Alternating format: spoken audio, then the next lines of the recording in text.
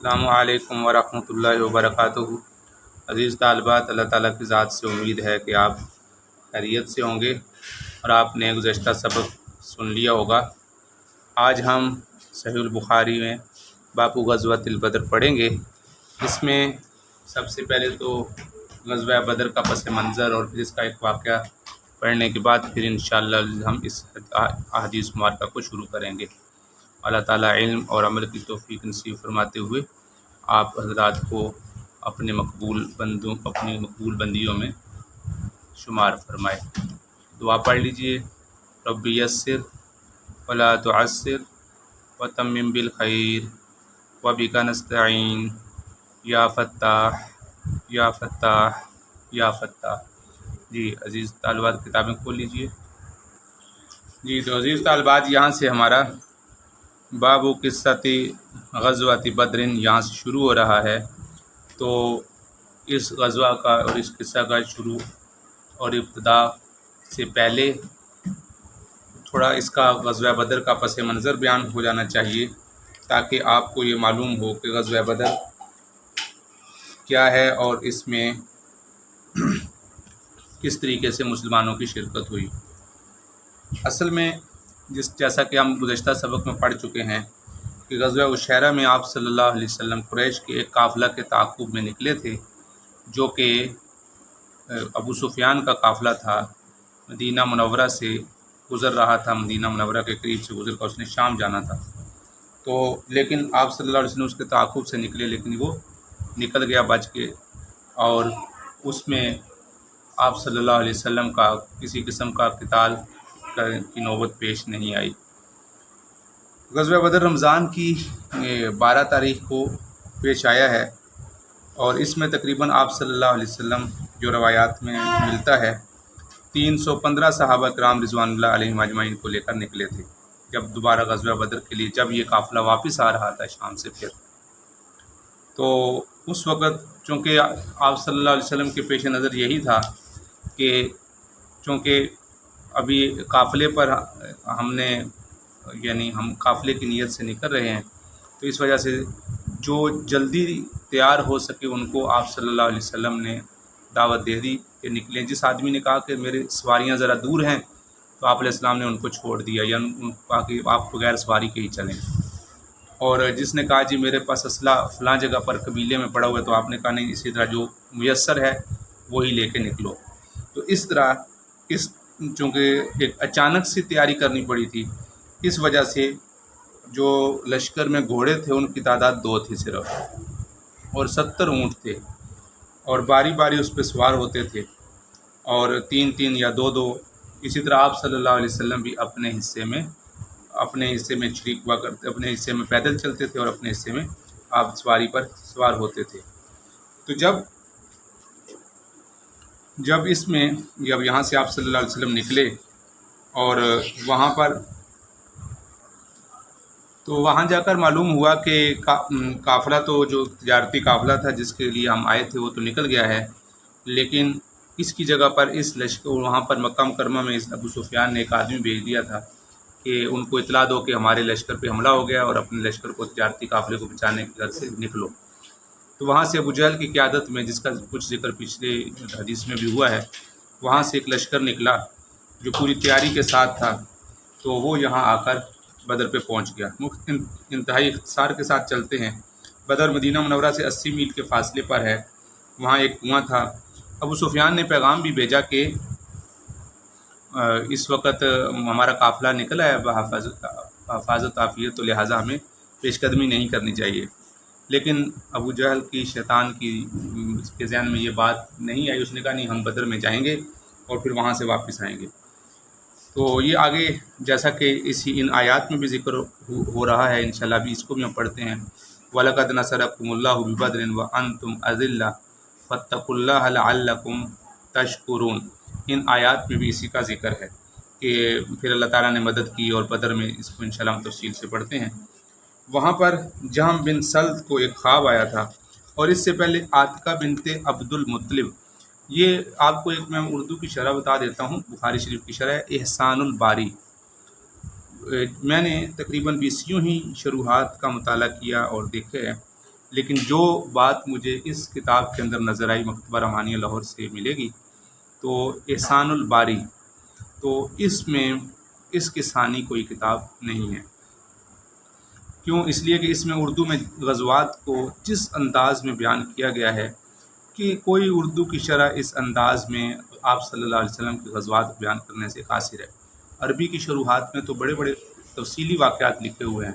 لیکن اردو کی شروحات میں ایسی تفصیل میری نظر سے نہیں گزری۔ احسان الباری، تو میرا یہ مشورہ ہوگا کہ آپ اس کتاب سے ایک دفعہ آپ صلی اللہ علیہ وسلم کے غزوات کی تفصیل کو دیکھ لیں۔ تو پھر وہاں پر عاتقہ بنت عبد المطلب کو یہ خواب آیا کہ ایک آدمی آ کے کہہ رہا ہے کہ تم یہاں سے نکلو اور 3 دن کے بعد تم وہاں پر ایک اونٹ پر آدمی سوار ہے اور وہ اعلان کر رہا ہے کہ تم نکلو اے غدارو اور اپنے قتل ہونے کی جگہ پر پہنچ جاؤ 3 دن کے اندر اندر۔ تو پھر اس نے ایک یہ بھی دیکھا کہ ایک پہاڑ ہے، اس کے اوپر سے ایک پتھر اور چٹان کسی نے پھینکی ہے اور اس پتھر ہر گھر کے اندر پہنچا ہے۔ تو ابو جہل کو پتہ چلا تو اس نے کہا کہ اچھا، پہلے تو تمہارے مرد نبی تھے، اب تمہاری عورتیں بھی نبیاں ہونا شروع ہو گئی ہیں۔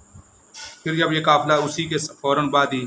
وہ ابو سفیان کا جو پیغام دینے والا آدمی تھا وہ پہنچ گیا اور اس نے کہا کہ اس طرح معاملہ ہے تو لہٰذا نکلو۔ تو اسی وقت خطرات منڈلانے لگے تھے مکہ میں، یہ بات چونکہ مشہور ہو چکی تھی، تو خطرات منڈلانے لگے تھے کہ یہ تو وہی جو خواب دیکھا تھا اس کی تو سچائی کی باتیں نظر آنا شروع ہو گئی ہیں۔ تو لہٰذا لوگوں پہ خوف تھا، لیکن ابو جہل نے بہت شور مچایا ہوا تھا تو اس کی قیادت میں نکلے۔ پھر تھوڑا سا آگے نکلے، جہم بن سلد کو بھی اس طرح کا خواب آیا جس میں اس نے دیکھا کہ خون کسی نے اونٹ ذبح کیا ہے اور وہاں قطرے، اس کے خون کے قطرے ہر گھر کے اندر پہنچے ہیں، ہر خیمے کے اندر پہنچے ہیں۔ بہرحال اس کو بھی ابو سفیان نے کہا کہ تم اب ڈرا رہے ہو ہمیں اور ہم کسی طرح واپس نہیں جائیں گے۔ تو بنو زہرہ جو ایک قبیلہ تھا اس کے لوگ تو واپس ہو گئے، لیکن یہ لوگ جو ابو جہل تھا اس کا لشکر واپس نہیں ہوا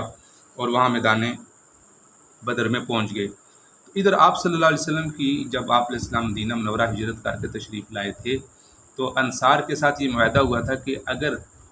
کوئی دشمن باہر کا حملہ کرے گا تو مدینہ کے اندر رہتے ہوئے تم لوگ ہمارا دفاع کرو گے، اگر باہر جانا پڑا تو تم لوگ ہمارے ساتھ باہر نکل کے غزوات میں اور لڑائی میں شرکت نہیں کرو گے۔ یہ ابتدائی باتیں تھیں۔ تو اب چونکہ غزوہ بدر جو کہ مدینہ منورہ سے باہر تھا، انصار ساتھ تھے اور انصار سے یہ معاہدہ ہو چکا تھا کہ ہم مدینہ سے باہر لڑائی نہیں کریں گے، تو اب آپ صلی اللہ علیہ وسلم اس بارے میں پریشان تھے۔ تو آپ نے مشورہ طلب کیا کہ بتاؤ کیا مشورہ ہے۔ اس پر حضرات صحابہ سمجھ گئے کہ آپ صلی اللہ علیہ وسلم رائے لینا چاہ رہے ہیں کہ کیا کیا جائے۔ تو اس پر حضرت مقداد بن اسود رضی اللہ عنہ کھڑے ہوئے اور انہوں نے کہا، اور بڑی ایک تاریخی انہوں نے تقریر کی، انہوں نے فرمایا امضی لما امرک اللہ ونحن معک واللہ لا نقول کما قالت بنو اسرائیل لموسیٰ اذهب انت وربک فقاتلا انا ہاہنا قاعدون ولکن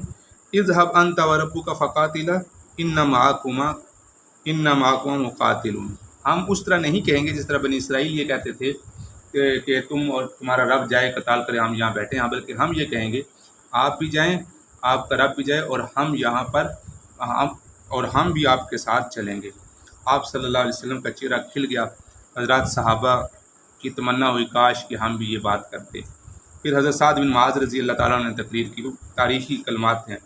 پھر اشیر ایھا الناس، اصل میں آپ صلی اللہ علیہ وسلم انصار سے رائے لینا چاہ رہے تھے۔ سعد بن معاذ جو کہ انصار سے تھے، اس وجہ سے تو چونکہ یہ انصار سے یہ معاہدہ تھا تو اس وجہ سے آپ صلی اللہ علیہ وسلم حضرات انصار کی رائے لینا چاہتے تھے۔ پھر حضرت سعد بن معاذ رضی اللہ تعالیٰ عنہ انصار میں سے تھے، انہوں نے تقریر کی۔ آپ علیہ السلام نے دوبارہ پوچھا، انہوں نے بھی ایک تاریخی تقریر کی، بڑی تفصیلی تقریر ہے، جیسا کہ میں نے ابھی آپ کو بتایا کہ اس کا مطالعہ کرنے کے لیے آپ اس کتاب کو لیں، احسان الباری کتاب کا نام ہے، بخاری شریف کی بڑی جاندار شرح ہے، اس کا مطالعہ فرمائیں۔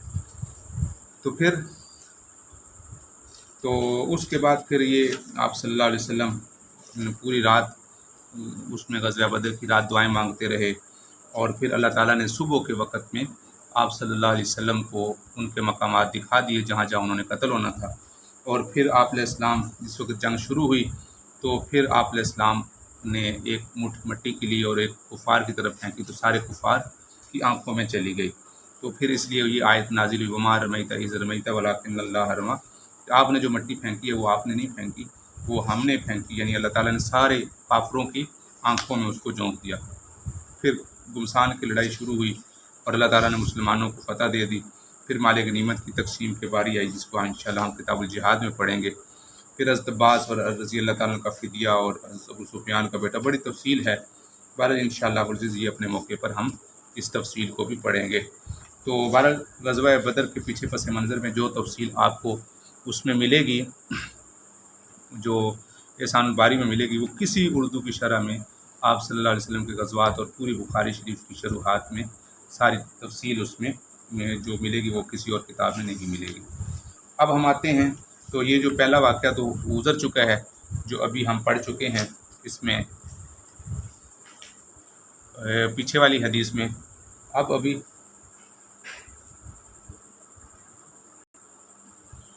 تو یہ جو ہم نے امیہ بن خلف کا جو واقعہ پڑھا ہے،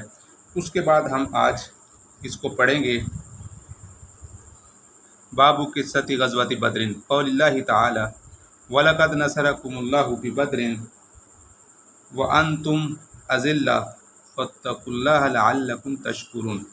إِذْ تَقُولُ لِلْمُؤْمِنِينَ أَلَنْ يَكْفِيَكُمْ أَنْ يُمِدَّكُمْ رَبُّكُمْ بِثَلَاثَةِ آلَافٍ مِنَ الْمَلَائِكَةِ مُنْزِلِينَ بَلَىٰ إِنْ تَصْبِرُوا وَتَتَّقُوا وَيَأْتُوكُم مِّن فَوْرِهِمْ هَٰذَا يُمْدِدْكُمْ رَبُّكُمْ بِخَمْسَةِ آلَافٍ مِّنَ الْمَلَائِكَةِ مُصَوِّمِينَ وَمَا جَعَلَهُ اللَّهُ إِلَّا بُشْرَىٰ لَكُمْ وَلِتَطْمَئِنَّ قُلُوبُكُمْ بِهِ وَمَا النَّصْرُ إِلَّا مِنْ عِندِ اللَّهِ الْعَزِيزِ الْحَكِيمِ لِيَقْطَعَ طَرَفًا مِّنَ الَّذِينَ كَفَرُوا وَيَكْبِتَهُمْ فَيَنقَلِبُوا خَائِبِينَ۔ تو اب ہم ان آیات کا ترجمہ پڑھ لیتے ہیں۔ اللہ تعالیٰ کا ارشاد ہے وَلَقَدْ نَصَرَكُمُ اللَّهُ، اور اللہ تعالیٰ نے تمہاری مدد کی۔ نصرکم اللہ، اللہ تعالیٰ نے تمہاری مدد کی۔ لفظ اللہ نصر کا فاعل ہے، ببدر، بدر کے مقام پہ۔ وَأَنْتُمْ أَذِلَّةٌ، درا حال کہ تم کمزور تھے، لہٰذا اللہ تعالیٰ سے ڈرو۔ فَاتَّقُوا اللہ، یہ امر کا صیغہ ہے، اللہ سے ڈرو۔ لعلکم تشکرون، شاید کہ تم شکر گزار ہو جاؤ۔ اذ تقول للمؤمنین، اور جب آپ فرما رہے تھے مومنین سے، الن یکفیکم، کیا تم کو کافی نہیں، ان یمدکم ربکم بثلاثۃ آلاف من الملائکۃ، ان یمدکم، یہ کہ اس نے مدد کی تمہارے رب نے 3000 فرشتوں کے ساتھ، منذرین جو اترے ہوئے تھے۔ بلا ان تصبروا، اور جی ہاں اگر تم صبر کرو اور تقوی اختیار کرو، ان تصبروا وتتقوا ویأتوکم من فورہم، اور من فورہم، اور اللہ تعالیٰ تمہارے اوپر لائے گا فوراً، جلد ہی۔ ھذا یمددکم ربکم بخمسۃ آلاف، اللہ تعالیٰ تمہاری مدد کرے گا 5000 فرشتوں میں سے، مصومین، جن پر نشان لگے ہوں گے، نشان زدہ۔ وما جعلہ اللہ الا بشرا، اور یہ بھی سارا کچھ کیا ہے، یہ اللہ تعالیٰ نے تمہارے لیے بشارت کی چیز بنائی ہے، خوشخبری کے لیے تمہارے لیے بنائی ہے۔ وَلِتَطْمَئِنَّ قُلُوبُكُمْ، تاکہ تمہارے دل مطمئن ہو جائیں اس سے۔ وَمَا النَّصْرُ إِلَّا مِنْ عِنْدِ اللَّهِ، مدد تو اللہ ہی کی ہوگی، یعنی جو فرشتے آئے ہیں یہ تو اللہ رب العزت کی طرف سے مدد کے لیے آ گئے ہیں، اور اللہ رب العزت کی طرف سے نصرت کے لیے آئے ہیں، ورنہ حقیقی مدد جو ہوگی وہ تو اللہ تعالیٰ کی طرف سے ہوگی، یعنی خود اللہ رب العزت میدان جنگ میں اتر جائیں گے اور کافروں کو قتل کریں گے۔ یقطع طرفا من الذین کفروا او یکبتہم، تاکہ یعنی یہ اللہ تعالیٰ کی جو مدد ہوگی یہ اس وجہ سے ہوگی کہ لیقطع طرفا، تاکہ طرفا کہتے ہیں جماعت کو، یہ نیچے لکھا ہوا ہے بھی چھوٹا سا جماعت، تاکہ وہ جماعت منقطع ہو جائے، ختم ہو جائے، من الذین کفروا، جو کافروں کی ہے، او یکبتہم، یا اللہ رب العزت کا بات ہے، یکبت کا معنی ہوتا ہے ذلیل کرنا، یا اللہ تعالیٰ ان کو ذلیل کرے، فینقلبوا خائبین، اور وہ خسارے والے ہو کر لوٹ جائیں، وہ خسارے والے ہو کر لوٹ جائیں۔ وقال وحشی کہتے ہیں قتل حمزۃ طعیمۃ بن عدی بن الخیار یوم بدر، کہ حمزہ طعیمہ بن عدی نے، حضرت حمزہ رضی اللہ تعالیٰ نے تو لہٰذا یہاں پر اس بات کا ذکر ہے کہ حضرت حمزہ رضی اللہ تعالیٰ عنہ نے طعیمہ بن عدی بن خیار کو بدر کے دن قتل کیا، یہ وحشی کہتے ہیں۔ اور اصل میں امام بخاری رحمۃ اللہ علیہ اس عبارت سے یہ بیان کرنا چاہتے ہیں کہ غزوہ احد میں وحشی نے حضرت حمزہ کو کیوں قتل کیا، اس کی وجہ کیا ہے۔ اس وجہ سے کہ غزوہ بدر میں حضرت حمزہ رضی اللہ تعالیٰ نے طعیمہ بن عدی بن خیار کو قتل کیا۔ یہاں پر طعیمہ بن عدی بن خیار ہے، طعیمہ بن عدی بن خیار، یہ راوی کا وہم ہے، ورنہ حقیقت میں طعیمہ بن عدی بن نوفل، یہ یہاں پر یہ نیچے دیکھنے کا وَالصَّوَابُ ابن نوفل، صحیح ابن نوفل ہے، تو یوم بدر کے دن قتل کیا۔ تو طعیمہ بن عدی کے جو ورثہ تھے انہوں نے وحشی کو یہ لالچ دیا کہ اگر تم حمزہ کو قتل کر دو گے تو ہم تمہیں آزاد کر دیں گے، تو وہ اپنی آزادی کے لالچ میں آ کر حضرت حمزہ رضی اللہ تعالیٰ عنہ کو اس نے غزوہ احد میں قتل کیا۔ یہ واقعہ تفصیل سے غزوہ احد میں آئے گا اور وہاں پر اس کی تفصیل بھی آئے گی۔ تو حضرت حمزہ رضی اللہ تعالیٰ نے طعیمہ کو بدر میں قتل کر دیا تھا، تو یہ بھی اسی مناسبت سے اس کی مناسبت واضح ہے، قصہ غزوہ بدر سے بھی ہے اور جو بدر کے دن قتل ہوئے ان کے ساتھ بھی ہے۔ تو اس کے بعد جو دوسری آیت ہے وَإِذْ يَعِدُكُمُ اللَّهُ إِحْدَى الطَّائِفَتَيْنِ، کہ جب ان میں سے یعنی اللہ تعالیٰ نے وعدہ کیا کہ دو جماعتوں میں سے ایک جماعت تمہارے لیے ہوگی، تو یہ دو جماعتیں کون سی تھیں؟ یہ وہی دو جماعتیں تھیں جو ابو سفیان کا لشکر تھا جو شام کی طرف جا رہا تھا،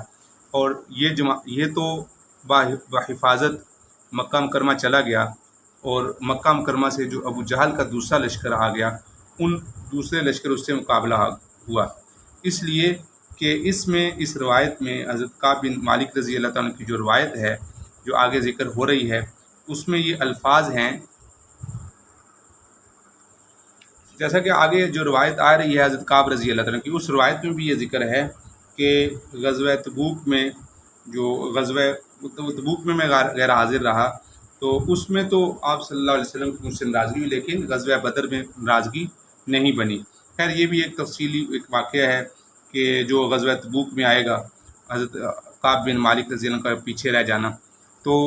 یہاں پر فی الحال جو ذکر کیا گیا ہے، امام بخاری رحمۃ اللہ یہ بیان کرنا چاہتے ہیں کہ یہ آیت بھی وَإِذْ يَعِدُكُمُ اللَّهُ إِحْدَى الطَّائِفَتَيْنِ، یہ بھی غزوہ بدر کے بارے میں ہی نازل ہوئی ہے۔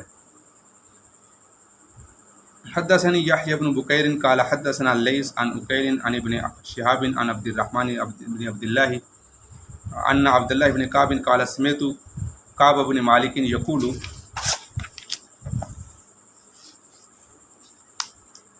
لم اتخلف عن رسول اللہ صلی اللہ علیہ وسلم فی غزوۃ غزاها الا فی غزوۃ تبوک، میں آپ صلی اللہ علیہ وسلم سے پیچھے نہیں رہا سوائے غزوہ تبوک کے، غیر انی تخلفت فی غزوۃ بدر، علاوہ اس کے کہ میں غزوہ بدر میں بھی پیچھے رہ گیا تھا، ان غیر علاوہ اس کے انی بے شک میں تخلفت پیچھے رہا تھا فی غزوۃ بدر غزوہ بدر میں، ولم یعاتب احد، مجھ پر کسی نے یعنی عتاب نہیں کیا، غصہ نہیں ہوئے، تخلف عنہا اس میں پیچھے رہنے سے، انما خرج رسول اللہ صلی اللہ علیہ وسلم یرید عیر قریش، عیر لشکر کو کہتے ہیں، کیونکہ آپ صلی اللہ علیہ وسلم قریش کے لشکر کے ارادہ سے نکلے تھے، یعنی میں نے ابھی آپ کو بتایا ہنگامی صورتحال میں نکلے تھے، وہاں کوئی بہت بڑا پری پلان پروگرام نہیں تھا جیسا کہ غزوہ تبوک میں تھا، وہاں بہت یعنی پلاننگ کی گئی تھی، اور آپ صلی اللہ علیہ وسلم نے واضح بتا دیا تھا کہ ہم نے تبوک پہ جانا ہے، تیاری کر لو، اتنا لمبا سفر ہے، جبکہ یہاں پر بدر میں ایسا نہیں تھا، بدر میں آپ نے اعلان فرمایا اور یہ فرما دیا کہ جس کے پاس جو کچھ بھی ہے وہ لے کر چلیں اور اسی طریقے سے وہاں پر شرکت کریں گے، یعنی جس کے پاس تلواریں تھیں وہ تلوار لے آئے، موجود پاس تھی، جس کا گھر پاس تھا اس کو آپ نے فرمایا لے آؤ، جس کا گھر دور تھا آپ نے فرمایا چھوڑو رہنے دو، جس کی سواری پاس تھی قریب تھی وہ منگوا لی، جس کی دور تھی وہ چھڑوا دی، حتی جمع اللہ بینہم و بین عدوہم علی غیر میعاد، اللہ تعالیٰ نے یہاں تک کہ اللہ تعالیٰ نے بینہم یعنی مسلمانوں کو، رسول اللہ صلی اللہ علیہ وسلم کو، و بین عدوہم اور آپ کے دشمنوں کو جمع کر دیا، علی غیر میعاد بغیر میعاد، بغیر مدت مقرر کیے ہوئے، بغیر وعدے کے اللہ رب العزت نے دونوں کو جمع کر دیا۔ تو اس میں یہ بغیر اندازے کے جمع کرنا، تجارتی قافلے کی غرض سے آپ صلی اللہ علیہ وسلم نکلے تھے، تو یہاں پر آپ صلی اللہ علیہ وسلم چونکہ جلدی میں نکلے تھے، تو اس وجہ سے حضرت کعب بن مالک رضی اللہ تعالیٰ عنہ کا غزوہ تبوک سے پیچھے، غزوہ بدر سے پیچھے رہ جانا، یہ کوئی عیب اور اس کی عتاب کی وجہ نہیں بنا۔ تو اس وجہ سے حضرت کعب بن مالک رضی اللہ عنہ فرماتے ہیں کہ مسلمانوں کا اس لشکر سے پیچھے رہ جانا، اس لشکر سے غزوہ تبوک میں پیچھے رہ جانے والوں پر جو عتاب ہوا، وہ غزوہ بدر میں پیچھے رہ جانے والوں پر عتاب نہیں ہوا۔ تو اس سے امام بخاری رحمۃ اللہ بیان فرمانا چاہ رہے ہیں کہ یہ جو آیات ہیں جو ابھی پیچھے گزری ہیں، یہ اسی کے متعلق ہیں، غزوہ بدر کے متعلق ہیں۔ اب ہم آتے ہیں باب قول اللہ تعالی، اللہ تعالیٰ کے اس ارشاد کے متعلق، اذ تستغیثون، اس کا معنی ہوتا ہے جب، تستغیثون یہ باب استفعال سے ہے، اور استفعال کا خاصہ یہ ہے طلب کرنا۔ جب تم طلب کرتے تھے، فریاد کرتے تھے، ربکم اپنے رب سے، فاستجابہ تو اللہ نے قبول کر لیا، استجابہ یہ بھی باب استفعال سے ہے، لکم تم سے، انی بے شک میں، ممدکم امدہ یمدو کا معنی ہوتا ہے ممدکم مدد کرنا، تو میں تمہاری بے شک مدد کروں گا تمہاری، بِأَلْفٍ من الملائکۃ، با کا معنی 7، الف کا معنی 1000 فرشتوں کے ساتھ، مردفین جو ایک دوسرے کے پیچھے لگاتار لگے ہوں گے، یعنی پہلا 100 آ گیا، پھر 7 ہی دوسرا، پھر تیسرا، پھر چوتھا، اس طرح اللہ تعالیٰ فرشتوں کو تمہاری مدد کے لیے اتاریں گے۔ وما جعلہ اللہ الا بشرا،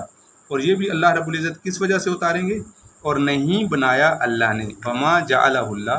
اور نہیں بنایا اللہ نے، الا مگر، بشرا خوشخبری کے لیے، وَلِتَطْمَئِنَّ بِهِ قُلُوبُكُمْ، اور جس سے تمہارے دلوں کا اطمینان ہو، وَمَن نَّصْرُ إِلَّا مِنْ عِندِ اللَّهِ، اور نہیں ہے مدد مگر اللہ کی طرف سے۔ تو اس کا بامحاورہ ترجمہ، حصر والا ترجمہ کیسے کریں گے؟ اور مدد صرف اللہ ہی کی طرف سے ہے، ان اللہ عزیز حکیم، بے شک اللہ تعالیٰ حکمت والے ہیں، غالب ہیں۔ اذ یغشاکم، غشیہ یغشا کا معنی ہوتا ہے ڈھانپنا، اور جب تم کو ڈھانپ لیا، یہ سب کچھ بدر کے متعلق ہے، نعاس نیند کو کہتے ہیں، اور بے شک جب تمہیں اونگ نے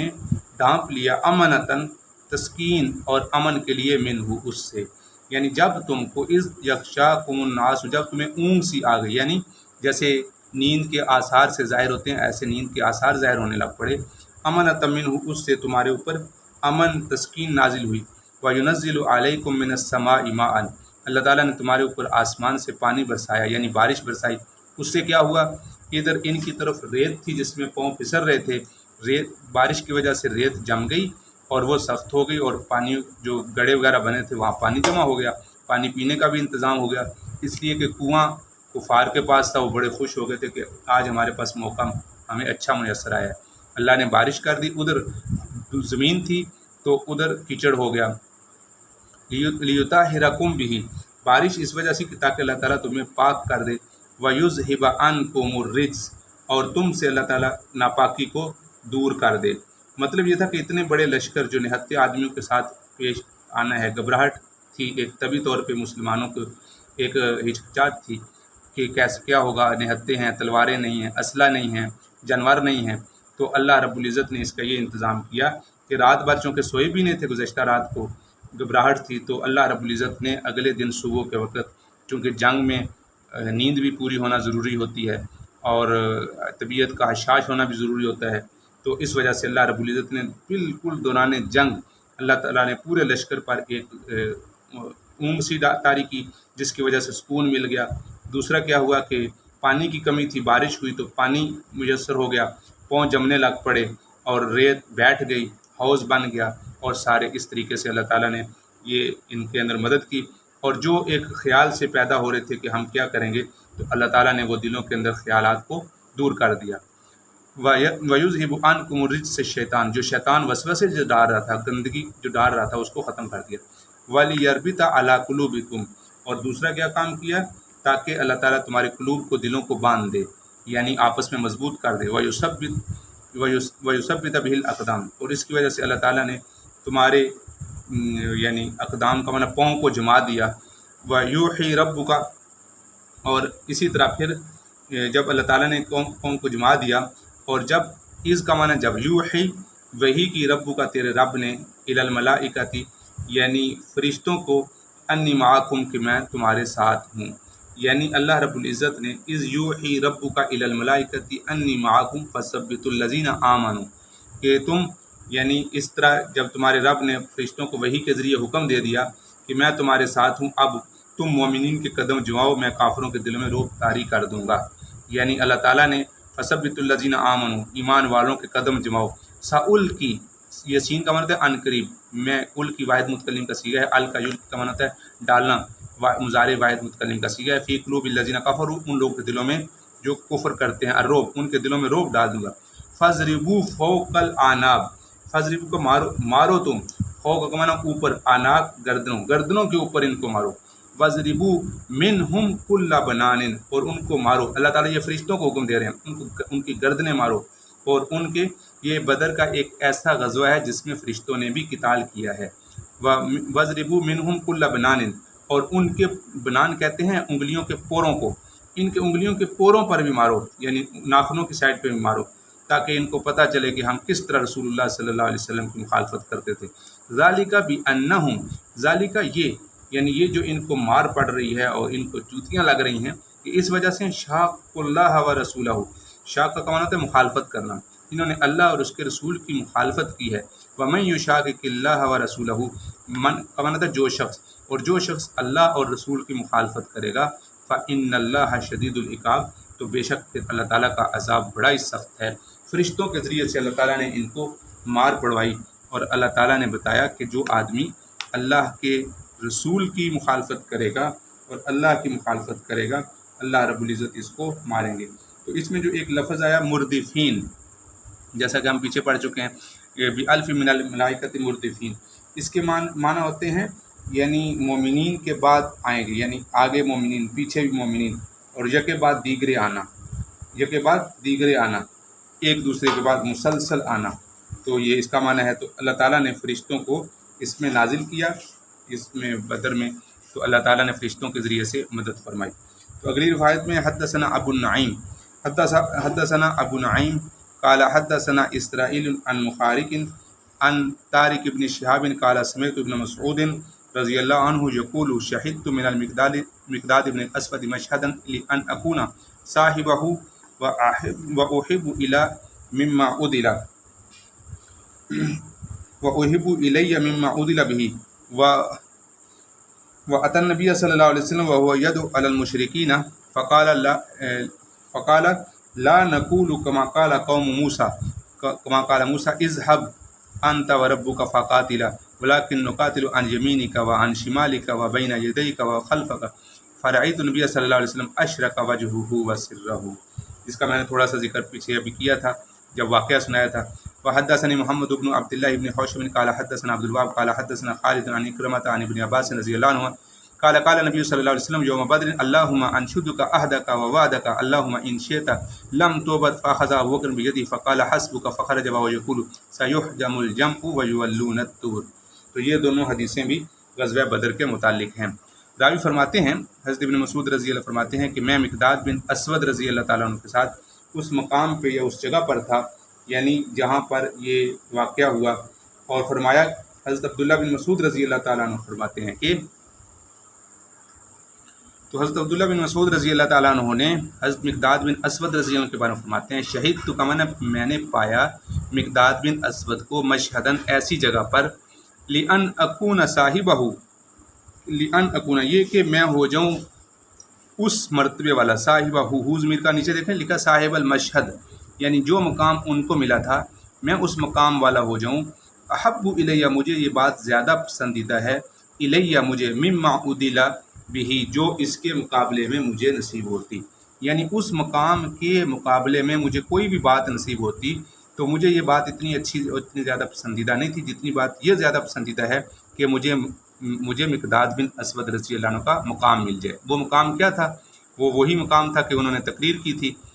जैसे मैंने अभी कहा था कि जब मिक़दाद बिन अस्वद रज़ी अल्लाह अन्हु ने तकरीर की तो हर सहाबी की ख्वाहिश थी कि काश कि हम ये तकरीर हम करते। वो क्या थी? उतियन नबी सल्लल्लाहु अलैहि वसल्लम व यदउ अलल मुशरिकीन, वो आप सल्लल्लाहु अलैहि वसल्लम, अतन नबी सल्लल्लाहु अलैहि वसल्लम, वो आप सल्लल्लाहु अलैहि वसल्लम की खिदमत में हाजिर हुए। दरहाल अता का माना था आना, आप अलैहिस्सलाम के पास है وہ یدعو علی المشرکین، یہ جو دعا یدعو کا مادہ ہے یہ جب لام کے ساتھ آتا ہے جیسے یدعو للمسلمین، تو اس کا ترجمہ یہ ہوتا ہے کہ وہ مسلمانوں کے لیے دعا فرماتے ہیں۔ یدعو علی المشرکین جب علی کا صلہ آتا ہے تو اس کا معنی بد دعا کرنا، درحال کہ آپ صلی اللہ علیہ وسلم مشرکین کے خلاف بد دعا فرما رہے تھے۔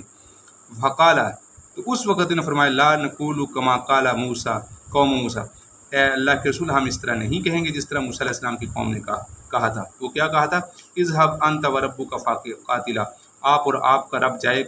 قتال کریں، ہم یہاں بیٹھے ہوئے ہیں، لیکن ولیکن نہ نقاتل، لیکن ہم آپ کے ساتھ قتال کریں گے، آپ کے دائیں طرف بھی بائیں طرف بھی آپ کے سامنے بھی۔ بین یدئی کا معنی ہوتا ہے سامنے، خلف کا معنی آپ کے پیچھے۔ فرعید نبی صلی اللہ علیہ وسلم اشرق وجہہ وسر، جب آپ صلی اللہ علیہ وسلم نے ان کو دیکھا، فرعید النبی، میں نے آپ صلی اللہ علیہ وسلم کو دیکھا کہ آپ علیہ السلام کا چہرہ کھل اٹھا اور آپ صلی اللہ علیہ وسلم کا چہرہ روشن ہو گیا، وسرہ، اور چمکنے لگ پڑا۔ اشرق کا معنی تھا چمکنا اور روشن ہو جانا۔ تو اگلی روایت میں فرمایا کہ عن ابن عباس، آپ صلی اللہ علیہ وسلم نے فرمایا یوم بدر کے دن اللہم انشدک، نشد ینشد کا معنی ہوتا ہے قسم دینا، اے اللہ میں تجھے قسم دیتا ہوں تیرے اس وعدے کی، تیرے اس عہد کی۔ عہد اور وعدہ میں فرق یہ ہوتا ہے کہ عہد جانبین سے ہوتا ہے، جیسے کہتے ہیں نا یہ ہمارا معاہدہ ہو گیا، اور وعدہ ایک جانب سے ہوتا ہے۔ اللہم ان شئتا، اے اللہ اگر تو چاہتا ہے، لم توبت کی عبادت نہ کی جائے، فاخذ، یعنی آگے تفصیلی دعا ہے، آپ صلی اللہ علیہ وسلم واسطے دے کر دعائیں کر رہے تھے، یہاں تک کہ آپ صلی اللہ علیہ وسلم کی چادر بھی گر گئی تو حضرت ابوبکر رضی اللہ تعالیٰ نے پکڑ لیا۔ یہاں چونکہ اختصار ہے اس حدیث میں، ورنہ تفصیل سے واقعہ یہ دوسری حدیث میں موجود ہے کہ آپ صلی اللہ علیہ وسلم پوری رات دعائیں مانگتے رہے۔ آگے چل کے یہاں پر بھی حدیث میں آئے گا کہ آپ صلی اللہ علیہ وسلم نے پوری رات دعائیں مانگیں، اور پھر تہجد کے وقت بھی آپ علیہ السلام دعائیں کرتے، اے اللہ اگر تو آج یہ چھوٹی سی جماعت ہے، مٹھی بار جماعت ہے، اگر یہ ختم ہو گئی تو پھر تیرا نام لینے والا اس دنیا میں دھرتی میں کوئی نہ رہے گا، تو ان کی مدد فرما، اپنے وعدے کو سچ کر دیا۔ حضرت ابوبکر رضی اللہ تعالیٰ نے صبح کے وقت آپ کے پاس آئے اور آپ صلی اللہ علیہ وسلم کی آہوزاری دیکھی تو آپ نے اخذ ابو بکر بیدہ، اپنے ہاتھ سے پکڑ لیا، آپ فقال حسبک، اللہ کے رسول بس کریں، کافی ہے۔ فخرج، پھر آپ صلی اللہ علیہ وسلم نکلے، وہو یقول، آپ صلی اللہ علیہ وسلم یہ فرما رہے تھے سیہزم الجمع ویولون الدبر، ان قریب یہ جو مجمع بن کے آئے ہیں اور یہ جو لشکر ہوئے ہیں یہ بکھر جائیں گے اور پیٹھ پھیر کر بھاگ جائیں گے۔ تو اور اس روایت میں اختصار ہے، دوسری روایت میں یہ ہے کہ آپ صلی اللہ علیہ وسلم حضرت ابوبکر رضی اللہ تعالیٰ عنہ کو لے کر چلے گئے اور وہ جگہیں دکھائیں جہاں پر آپ علیہ السلام پر وحی نازل ہوئی تھی کہ فلاں یہاں مرے گا، فلاں یہاں مرے گا، اور پھر شام کو حضرت ابوبکر فرماتے ہیں کہ سارے لوگ وہیں مرے پڑے تھے جہاں پر آپ صلی اللہ علیہ وسلم نے صبح کے وقت فرمایا تھا کہ یہاں مریں گے۔ تو حدیث طالبات اس کو توجہ سنیں، عبارت ترجمے پہ غور کریں، اس کے علاوہ پھر حدیث کی ترجمہ الباب سے مناسبت، یہ چونکہ غزوہ بدری کا واقعہ چل رہا ہے تو اس وجہ سے بدر کی مناسبت بالکل ان احادیث کی ترجمہ الباب سے مناسبت بالکل واضح ہے، اور مقصد ترجمہ یہ آیات ہیں، تو بدر میں فرشتوں کا نازل ہونا اس کا مقصد یہاں بیان کیا گیا ہے۔ تو اس کے بعد انشاءاللہ العزیز اگلی روایت پہ حدثنی ابراہیم بن موسیٰ قال اخبرنا ہشام ان ابن جریج اخبرهم قال اخبرني عبد الكريم انه سمع مقسما مولى عبد الله بن حارث يحدث عن ابن عباس انه سمع يقول لا يستوي القاعدون من المؤمنين عن بدر والخارجون الى بدر۔ حضرت ابن عباس فرماتے ہیں کہ وہ لوگ جو مومنین میں سے وہ لوگ جو بدر سے پیچھے رہ گئے، القاعدون لا يستوي القاعدون من المؤمنين عن بدر، جو بدر سے پیچھے رہے، قاعد کا معنی ہوتا ہے بیٹھنے والے، من المؤمنین مومنین میں سے، عن بدر بدر سے، یعنی بدر میں جو شریک نہیں ہوئے وہ بدر میں جانے والوں کے برابر نہیں ہو سکتے۔ یہ بھی غزوہ بدر میں شریک ہونے والے صحابہ کی بہت بڑی فضیلت ہے، اور صحابہ کے مرتبے میں اگر ترتیب دیکھی جائے تو صحابہ میں جو بدریین صحابہ ہیں جو بدر میں شریک ہوئے، باقی صحابہ ان کے مرتبے میں دوسرے نمبر پر آتے ہیں۔ تو اس وجہ سے اصحاب بدر کا بہت بڑا مرتبہ ہے۔ اللہ تعالیٰ نے یہاں تک فرمایا کہ جو بدر والے ہیں اللہ تعالیٰ نے ان کو معاف فرما دیا، اللہ تعالیٰ ان سے راضی ہیں، وہ اللہ سے راضی ہیں۔ تو بہرحال اللہ تعالیٰ نے ان کے بہت زیادہ فضائل ذکر فرمائے ہیں۔ اللہ تعالیٰ ہمیں ان حضرات کی اتباع نصیب فرمائے، ان جیسے عقائد اور ان جیسے ہمیں بھی اللہ تعالیٰ یعنی اعمال اختیار کرنے کی توفیق نصیب فرمائے۔ السلام علیکم ورحمۃ اللہ وبرکاتہ۔